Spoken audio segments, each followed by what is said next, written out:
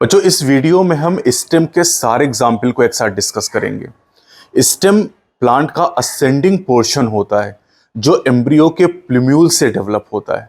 Radical से root का formation होता है। स्टेम में नोड और इंटर नोड पाए जाते हैं जो रूट में नहीं होते हैं।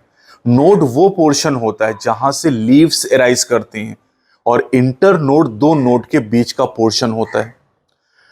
स्टेम के मॉडिफिकेशन की अगर हम लोग बात करते हैं तो ये स्टोरेज करने का काम करते हैं। जैसे कई सारे अंडरग्राउंड स्टेम हैं। एग्जाम्पल आपको याद करने हैं, जमीन कंद, ginger, turmeric, potato and colocasia. ये 5 एग्जाम्पल याद करने हैं। ये अंडरग्राउंड स्टेम है जो फूड को स्टोर करते हैं अपने स्टेम के अंदर। ये ऑर्गन ऑफ पेरिनेशन का भी काम करते हैं और ये वेजिटेटिव प्रोपेगेशन में भी रोल प्ले करते हैं।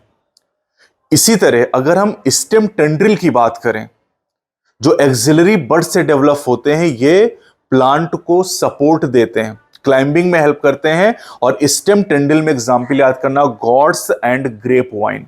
गॉड्स में वाटरमेलन, कुकम्बर एंड पंपकिन आप याद करेंगे।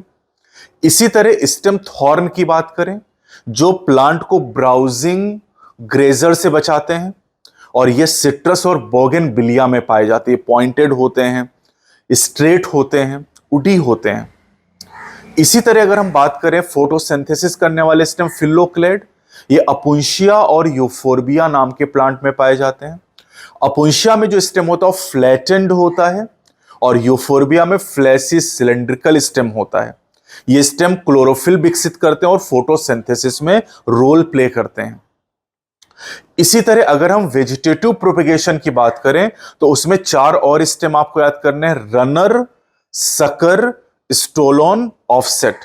रनर मिलेगा आपको ग्रास में, ऑक्जेलिस में और स्ट्रॉबेरी में। 3 एग्जाम्पल याद करने। सकर की बात करें तो बनाना, पाइनएप्पल, क्राइजेंथमम आपको याद करना है। स्टोलन की बात करें तो मिंट और जैस्मिन आपको याद करना है। सब एनसीईआरटी के एग्जाम्पल हैं, मतलब ये नई एनसीईआरटी में तो नहीं लेकिन नीट के सिलेबस में। और ऑफसेट की बात करें तो पिस्टिया और आइकॉर्निया। ये रनर, सकर, स्टोलन, ऑफसेट जो बताए गए ये वेजिटेटिव प्रोपेगेशन में रोल प्ले करते हैं। वेजिटेटिव प्रोपेगेशन का मतलब होता है कि प्लांट में रूट स्टेम लीव्स से अगर नया प्रोजनी विकसित हो रहा है, बिना सीड के नया प्लांट डेवलप हो रहा है रूट स्टेम या लीफ से, that is called vegetative propagation. और ये एसेक्सुअल रिप्रोडक्शन का एक तरीका है जहां पर क्लोन का फॉर्मेशन होता है। क्लोन जेनेटिकली और मॉर्फोलॉजिकली सिमिलर फॉर्म होते हैं।